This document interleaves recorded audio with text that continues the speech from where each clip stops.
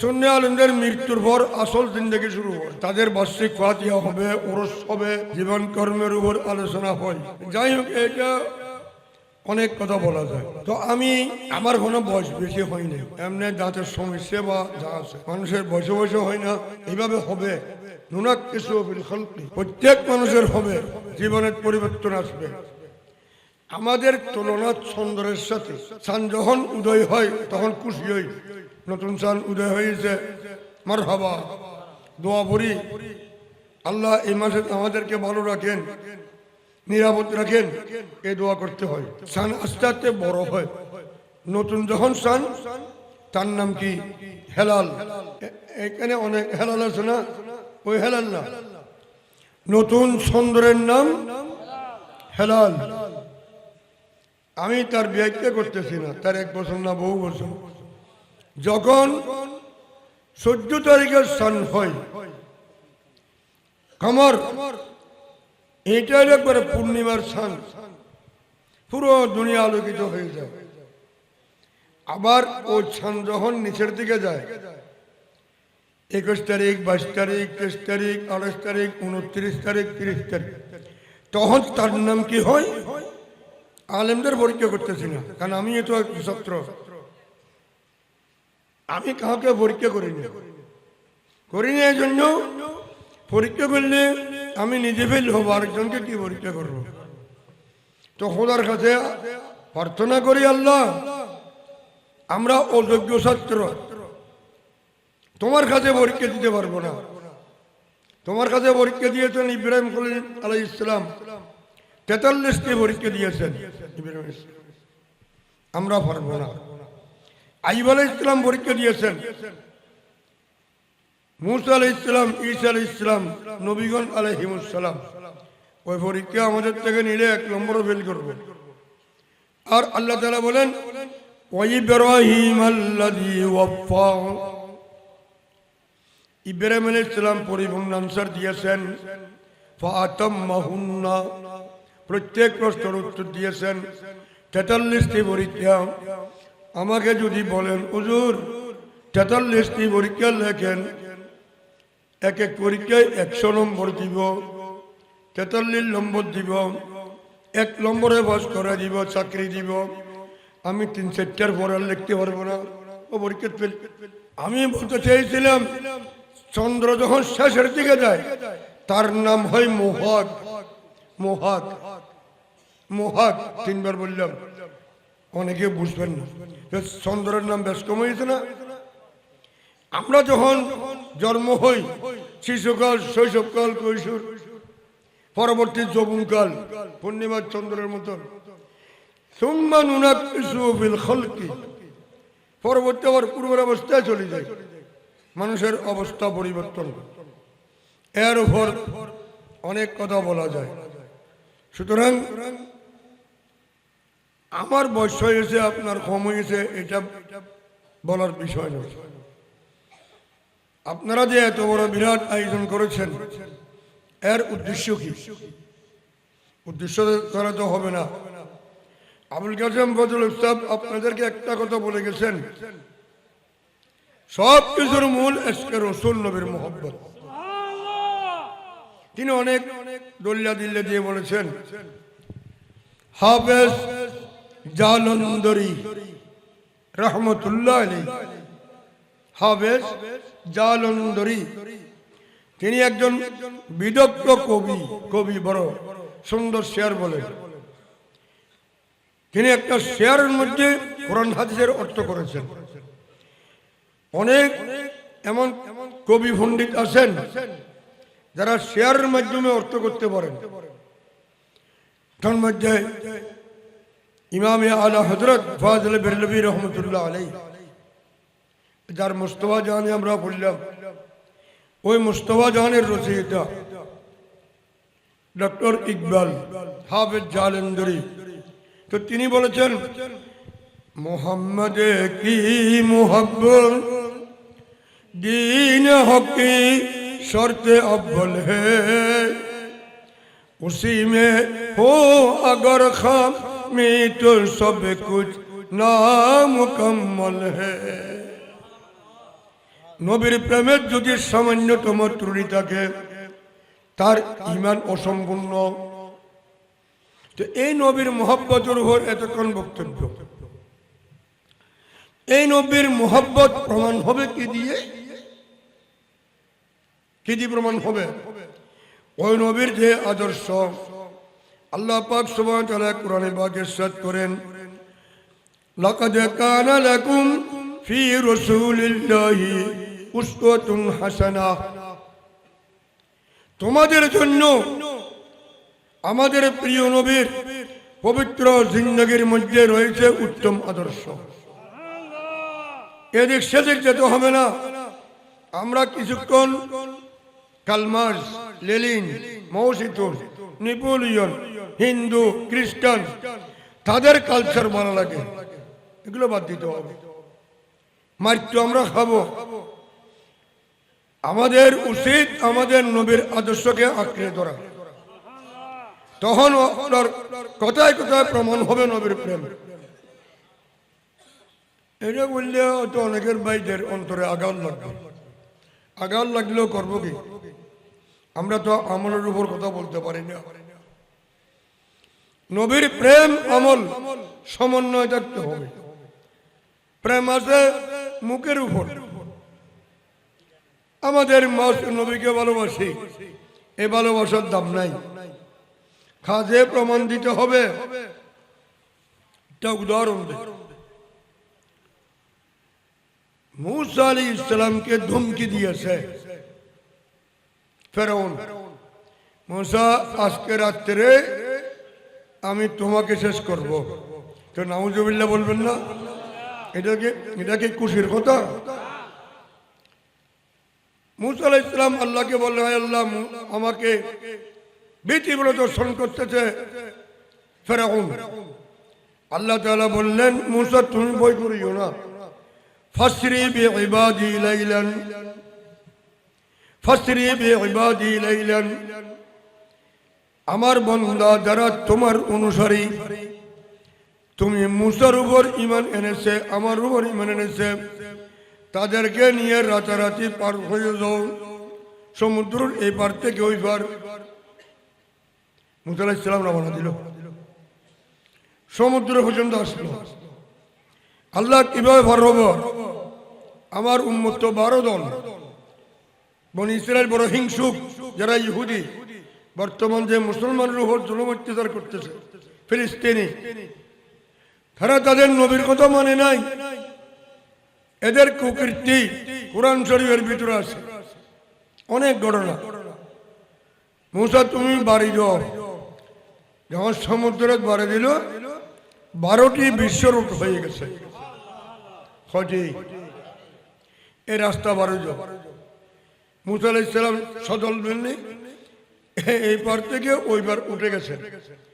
ফেরাউন আসছে সমুদ্রের উপকূলে। চিন্তা করতেছে মূসা আলাইহিস সালাম তো হাঁটতেছে, আমিও পারবো। তার মওতে তাকে ডাকতেছে। মূসা আলাইহিস সালামের জন্য রহমত, তার জন্য জহমত, এটা বুঝতেছে না। মূসা আলাইহিস সালামের তো পারে গেল। ফেরাউনের উজির, পরামর্শদাতা, তার নাম হামান। ফেরাউন দেখে মারাত্মক। হামানে বলল কি, মূসা আলাইহিস সালামের জুব্বার মতো একটা কাপড় পরিধান করছে, পাগড়ি, দাড়ি, আলগা দাড়ি। এই আলগা দাড়ি প্রথম আবিষ্কার করছে হামানে। এখন নায়ক নায়িকারা আলগা দাড়ি লাগালে এদের কোনো আসল নাই। অনেকে আছে, যাক আমি ওইদিকে যাচ্ছি না, কারণ আমার ওয়াজ করার খেয়াল নেই, মনে দিব। ও পার হওয়ার সময় ফেরাউন সমুদ্রের মধ্যে ডুবে গেছে, মরে গেছে, নিমজ্জিত হয়েছে। আর হামান এই রাস্তা থেকে ওইখানে উঠে গেছে, পরিত্রাণ পেয়েছে। মূসা আলাইহিস সালামের অনুসারীরা মূসা আলাইহিস সালামকে বলতেছেন, আই মূসা, এই লোকটি তো ফেরাউন থেকে মারাত্মক, এটা নিরাপদে পৌঁছে গেল, ফেরাউন মরে গেল, তার কারণ কি? মূসা আলাইহিস সালাম তৎক্ষণাৎ আল্লাহর কাছে প্রশ্ন করলেন, মুনিব, আমার এত বড় শত্রু, তাকে আপনি পরিত্রাণ দিয়েছেন, মুক্তি দিয়েছেন, নাজাত দিয়েছেন। ফেরাউনকে সলিল সমাধি করেছেন। এই লোকটি মুক্তি পাওয়ার কারণ কি? আল্লাহ জবাব দিলেন, মূসা সে জুব্বা পরিধান করেছে, মাথার পাগড়ি দিয়েছে, হাতের লাঠি নিয়েছে, তার অবয়ব শরীরের গঠন মূসা আলাইহিস সালামের আকৃতির মতো, এটা বানাউটি কৃত্রিম। এই লেবাসের ভিতরে তাকে শাস্তি দিতে আমি আল্লাহর লজ্জা লাগতেছে। এটা কি আসল না? তাহলে নকলভাবে যদি একজন পয়গম্বরকে অনুসরণ করে দুনিয়ার মধ্যে যদি পরিত্রাণ পায়, ও আল্লাহর বান্দা, আমার প্রিয় নবীর উম্মত, আপনারা যদি আমার রসুলের যদি সুন্নত আঁকড়ে ধরেন, আপনাদেরকে শাস্তি দিবে। মান আহাব্বা সুন্নতি ফাকাদ আহাব্বানি ওয়া মান আহাব্বানি কানা মাই ফিল জান্নাহ। আমার সুন্নতকে যে ভালোবাসে ওই ব্যক্তি আমি নবীর প্রিয় বন্ধু। আচ্ছা, যারা নবীর সুন্নত ভালোবাসে, মুনাফিক তো ছিল, নবীর পিছনে নামাজ পড়তো, যুদ্ধ করছে, তাদের মধ্যে বড় বড় নেতা ছিল নবীর দুশমন। নবীর সুন্নত পালন করার পর কথায় বার্তায় লেখায় নবীর বিরুদ্ধে যদি কথা লেগে, ওই সুন্নতের দাম নাই। তোরা বলুন নাউযুবিল্লাহ। তো আলহামদুলিল্লাহ, আল্লাহ জাল্লা শানুহু আমাদের নবীকে সর্বগুণে গুণান্বিত করেছেন। নবীর ভিতরে কোনো ত্রুটি নেই, কুলুষ মুক্ত, ত্রুটি মুক্ত, দোষমুক্ত। এমন নূরানী নবীর আদর্শের অনুসরণ করতে কোন পথে বাধা আছে? নাই। এই কারণে আল্লামা ইকবাল কোরআন শরীফের আয়াতের অর্থ করেছেন, अगर करनी जहांगीरी गुलामी कर मोहम्मद की, अरब का ताज सर पर रख खुदा वंदे अजम बन जा। এই দুনিয়ার মানুষ, আল্লাহর রসুলের সুন্নতকে শক্তভাবে ধারণ করো। জলস্থল, লৌহ কলম, আরশ কুরসি, প্রতিটি স্তরে তোমার কর্তৃত্ব নেতৃত্ব স্থাপন হবে। হুজুর সাহেব বুগদাদ রাদিয়াল্লাহু তাআলা গোসে পাক বলেন, ইন্না আইনি ফিল লাউহিল মাহফুজ ওয়া আনা আগুসু ফি বিহারি ইলমিল্লাহি তাআলা। আমি লৌহ মাহফুজ দেখি। কেন দেখতেছেন? আমার নবীর সুন্নতের অনুসরণের কারণে। সবচেয়ে বড় কেরামত নবীকে মানা, নবীর সুন্নত পালন করা, নবীর আদর্শ বাদ দিয়ে কি কেরামত? হ্যাঁ, পানির উপর আসতেছে, তো পানির উপর তো মাছও আনে। মাছ কোথায় চলে? পানির উপর। বাতাসের উপর করলে হবে? সুন্নত নাই। বাতাসের উপর তো পশু পাখি করতেছে। পশু পাখি কি বুজুর্গ? ওই ধরনের কেরামত দরকার নাই। নবীর সুন্নত যখন পালন করবে, তার মাধ্যমে এমন কেরামত বাইর হবে যেটা বর্ণনার বাইরে। আমরা হাদিস শরীফ পড়ি, ইমামে বুখারী রাহমাতুল্লাহ আলাইহির 1080 জন শিক্ষক। কজন? ওই শিক্ষকের মধ্যে একজনের নাম আছে হাইওয়াত বিন সুরাই। অথচ বাহ্যিকভাবে তিনি একজন জীর্ণ শীর্ণ কাপড় পরে আলেম বেশভূষ। মিশরের জামিয়া ইস্কান্দারিয়া মসজিদে তিনি হাদিসের দরস দিতেন। তো এক ব্যক্তি তাওয়াফ করতেছেন আল্লাহর ঘর খানে কাবা। তাওয়াফের মধ্যে অনেক দোয়া আছে না, এখানে হাজি সাহেব আছে না, এটা একেবারে উমরা অ্যাভেলেবেল গিয়ে হজ বাদ দিয়েছে, ফরজ। ওদিন আমার কাছে একজন আসছে, আমি উমরা করবো, আর তোমার উপর অস্ফরজ, ফরজ বাদ দিয়ে সুন্নত করলে হবে? তুমি আগে হজ করো। অল্প যদি আমল করেন যথেষ্ট। নবীর মোহাব্বত, এই মোহাব্বত প্রমাণ হবে আমলের মাধ্যমে। আমি নবীকে মোহাব্বত করি, ফজরের নামাজ পড়লাম না, হবে? আমি নবীকে মোহাব্বত করি, দরুদ শরীফ পড়লাম না, নবীকে মোহাব্বত করি, মিলাদুন নবীকে অস্বীকার করলাম, এই মোহাব্বতের দাম নেই। নবীর মোহাব্বত থাকলে ওখানে দলিলের কোনো দরকার নেই, মোহাব্বত যথেষ্ট। আল্লাহ পাক কবুল করে তৌফিক নসিব করুন। আপনাদের যে ইন্তজাম দেখলাম বড় সুন্দর, প্যান্ডেল, লাইটিং, আলোকসজ্জা, তাবাররুক। আমার একজন মহব্বতের মানুষ ব্যাংকে চাকরি করে, ও আমাকে বলছিল আরো দুই এক বছর আমি আসতে পারিনি, কথা দিয়েছি ফেব্রুয়ারি মাসে গত বছর, আমার ডায়েরির লেখা আছে, তো ওয়াদা দিয়েছি, ওয়াদা পূরণের জন্য আসলাম। ওদের আপনাকে ওয়াজ করতে হবে না, শুধু মনোজাতটা করবেন। তো শুধু মনোজাত তো না, আসলাম ও দুষার কথা বললাম। আর এখন যদি আবার আমি ওয়াজ আরেকটা শুরু করে দিই, এতক্ষণ তো 12টা পর্যন্ত শুনছেন, আমিও যদি আবার 2 ঘন্টা 2.5 ঘন্টা করি, তাহলে ফজরের নামাজ কেমনে পড়বেন? এই কারণে আমি এখানে সমাপ্ত করতেছি। আমাকে যারা দাওয়াত দিয়েছেন, তোমার বড় ভাইয়ের নাম কি? ফুরকান ব্যাংকার, এই ওনার সাথে আর ব্যাংকারের সম্পর্ক। ফুরকান, ফুরকান মানে খান খোনা সারিয়েন দেন, ফুরকান আর ফুরকান যাবতর করতে তো খবরদার হাতটা খান সারিয়েন, কথা জানে কবি আরে শূন্য ফুরকান আয় খোদা একখান। আল্লাহ ফুরকান সরে জান্নাত দান করক, জামিয়ার খানকার পাশে দিবেন মাজার, কত বড় আলেম নয় মিশাবো হদ্দে ওদের একখান নবী গায়েব জানা দিলে একখান দলিল দিও। কত আগামী মুহররম মাসের 10 তারিখ আয় মারা যাই, আই এনে মস্কার জন্য নাকি মুহররম খানের 10 তারিখ ফুরকান সাহেব এনতে গেল, তখন ওদের হতা গেল করেছে এবারে ফুরকান হইতো এন হইতো। আলহামদুলিল্লাহ, আপনারা যারা এই মাহফিল দিয়েছেন আপনারা অত্যন্ত আনন্দিত। আমি আপনাদের ব্যবস্থাপনা দেখে আমাদেরকে দোয়া করবেন এবং এই এলাকা যাতে সুন্দর থাকে, পরিবেশ যাতে সুন্দর হয়। আমরা যে আমি আমার মতো করে বলেছি, মূল কথা তো বলে দিয়েছি, নবীর প্রেম থিওরিক্যাল, প্র্যাকটিক্যাল হবে নবীর আমলের মাধ্যমে। দোনো লাগবে কিনা? না না, শুধু হুজুর আমি নবীকে মহব্বত করি, নবীর মহব্বত প্রমাণ হবে আমলের মাধ্যমে। আমরা সবাইকে আল্লাহ আল্লাহুম্মা আমিন।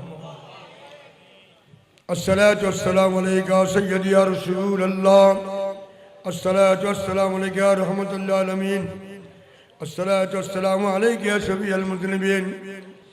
রব্বানা হাব লানা মিন আজওয়াজিনা ওয়া যুররিয়াতিনা কুররাতা আয়ুনিন واجعلنا للمتقين إماما. اللهم آتنا عاقبتنا في الأمور كلها وأجرنا من خزي الدنيا وعذاب الآخرة. किस चीज़ों की कमी है मौला तेरी गली में, दुनिया तेरी गली में, उक़बा तेरी गली में, मौत हयात मेरी दोनों तेरे लिए, मरना तेरे लिए, जीना तेरे लिए। हम गुनहगारों पे तेरी मेहरबानी चाहिए, सब गुनाह धुल जाएंगे, रहमत का पानी चाहिए। न काबिल सर उठाने का, न लायक मुँह ढकाने का, उम्मीद मग़फ़िरत लेकर तेरे दरबार में आए। अगर बख्शे ज़हे किस्मत न बख्शे तू शिकायत क्या, सरे तस्लीम खम है जो मिजाजे आरू में आए। तू ये कह दे मेरे मौला कि मैं बंदा नहीं तेरा, सिवा तेरे किसी से भी ताल्लुक है मेरे मौला। तेरी मस्जिद मेरा सजदा, यही दरना सिया मेरा, यही है जिंदगी मेरी, यही है माजरा मेरा। जिंदगी गुजरी तेरी दी दारों की उम्मीदों में वक्त फिर आ गया है रहम फरमा ऐ खुदा 70,000 इंसान चले जाएंगे जन्नत में बुखारी की रवायत में न होगा कुछ ऐसा उनका खाक बाए औलिया हम को बना रब्बे करीम सरवर आलम जनाबे मुस्तफा के वास्ते मुद्दा हमारे कबूल कर आए हमारे फरियाद रस हजरत गौसुल आज़म शाह जिलाने के वास्ते या इलाही हमको तेरे दर से खालियात नबीरा हजरत ख्वाजा मोइनुद्दीन चिश्ती अजमेरे के वास्ते आय अल्लाह আজকের এই মাহফিলের সওয়াব আপনার হাবিব হুজুরে পুন্নুর সরওয়ারে কায়নাত কবরে মওজুদাত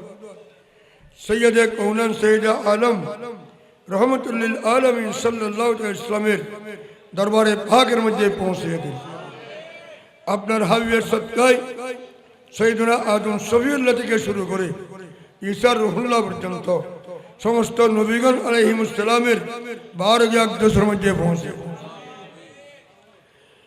এর সব সাহাবায়ে কেরাম তাবিঈন তবে তাবিঈন আইমা মুজতাহিদিন হুজুর কুন্নুর ইমামুল আউলিয়া মেহবুব সুবহানী কুতব রব্বানী দোস সমদানী শেখ সৈয়দ দোস মুহিউদ্দিন আবু মুহাম্মদ শেখ আব্দুল কাদের জিলানী বাগদাদি রাদিয়াল্লাহু তাআলা দরবারে পাকে পৌঁছে দেন সুলতান আতা রাসূল গরিব নওয়াজ সুলতান হিন্দ খাজা গরিব নওয়াজ মোইনুদ্দিন চিশতি রাদিয়াল্লাহু তাআলা দরবারে পাকে পৌঁছে দেন খাজা আব্দুর রহমান চৌরবি কুতুবুল আউলিয়া গৌসুজ্জামান সৈয়দ আহমদ শাহ সিরিকুটি কুতুবুল আউলিয়া গৌসুজ্জামান সৈয়দ মোহাম্মদ ইফশা কিবলার দরবারে পাকে পৌঁছে দেন গৌসুল আজম হযরত শাহ সৈয়দ আহমদুল্লাহ কিবলাল মজবন্দারি হযরত বাবা জনগল্লাহ গোলামুর রহমান সমস্ত আউলিয়াই মজবন্দার খোলাফায়ে মজবন্দার আমিরুল আউলিয়া আমিরুল জামান শাহ রহমাতুল্লাহ আলাইহি সহ শাহ সানুলিয়া রহমাতুল্লাহ আলাইহি দরবারে পাকের মধ্যে পৌঁছে দিন আমানত শাহ বদর শাহ মিসকিন শাহ নজির শাহ ভঙ্গি শাহ মোস্তনিয়া টাকসামিয়া ইয়াসিনুলিয়া শাহ সানুলিয়া শাহ জালাল শাহ ফরান মোল্লা মিসকিন শাহ গরিবুল্লাহ শাহ সৈয়দ বদনা শাহ রাদিয়াল্লাহু তাআলা দরবারে পাকে পৌঁছে দিন ইমাম আহলে সুন্নাত আজিমুল বরকত সৈয়দুনা আলা হযরত ফাজিল বিরলবী রহমাতুল্লাহ দরবারে পাকে পৌঁছে দিন ইমাম আহলে সুন্নাত গাজী দ্বীন মিল্লাত আল্লামা আজিজুল হক শের বাঙ্গালা রহমাতুল্লাহ দরবারে পাকে পৌঁছে দিন আল্লাহ আজকের এই মাহফিল যারা আয়োজন করেছেন এখানে যারা উপস্থিত হয়েছেন আমাদের মেহেরবান মা বাপ দাদা দাদি নানা নানি আত্মীয় স্বজন খেস আকরব বন্ধু বান্ধব যারা যেখানে কবরে শুয়ে আছেন প্রত্যেকের রুহ পাকে পৌঁছে দিন প্রত্যেককে জান্নাতুল ফেরদৌস নসিব করুন আপনার জওয়ারি রহমতের ভিতরে দাখিল করুন ইয়া আল্লাহ আমি গুনাহগার আমার সাথে যারা দোয়া তুলে দিয়েছেন আমার মুরব্বীরা নওজওয়ান ভাইরা রব্বুল আলামিন কার অন্তরে কি আছে জানি না প্রত্যেকের জীবনের সমস্ত গুনাহ মাফ করে দিন আমাদের কবিরা সগীরা জাহিরা বাতিনা আগে পিছে ডানে বামে চতুর্দিকে যে গুনাহ আমরা গুনার সাগরে নিমজ্জিত আমাদের প্রত্যেক গুনাহ মাফ করে দিন ইয়া আল্লাহ আপনি ইজ্জতের মালিক ধন দৌলতের মালিক আমাদেরকে ইজ্জত আর সম্মান নসিব করুন টাকা পয়সা ধন দৌলতে ভরপুর করে দিন আল্লাহ দুনিয়ার মধ্যে যাতে রিজিকের কমি না হয় আখিরাতের মধ্যে নেকির ফল্লা যাতে ভারী হয় সেই তৌফিক নসিব করুন আমাদের জানমাল হেফাজত করুন দুশ্মনী থেকে হেফাজত করুন হিংসুকর হিংসা থেকে হেফাজত করুন নিন্দুকুর নিন্দা থেকে হেফাজত করুন আল্লাহ আমাদের প্রত্যেকের পরিবারের উপর রহমতের বরকত দান করুন বাংলাদেশেও রহমতের বরকত দান করুন ইয়া আল্লাহ ইহুদিদের নির্যাতন থেকে আমাদের ফিলিস্তিনের ভাইদেরকে আল্লাহ মুক্ত করে দিন ফিলিস্তিনকে স্বাধীন করে দিন ইয়া আল্লাহ ফিলিস্তিনে যাতে আর অস্ত্রের হামলা না হয় সেই তৌফিক নসিব করুন ইয়া আল্লাহ বাংলাদেশেও রহমতের বরকত দান করুন বাংলাদেশের উপর রহমতের কামনা দান করুন ইয়া আল্লাহ আমাদের রিজিকের দরজা খুলে দিন اللهم إن كان رزقنا في السماء فانزله وإن كان في الأرض فأخرجه وإن كان قليلا فأكثره وإن كان بعيدا فقربه وإن كان معدوما فأوجده اللهم سهل علينا كل صوب بحرمة سيد الأبرار بجود سبحانه ربك رب العزة أما يصفون والسلام على المرسلين والحمد لله رب العالمين برحمتك يا أرحم الراحمين.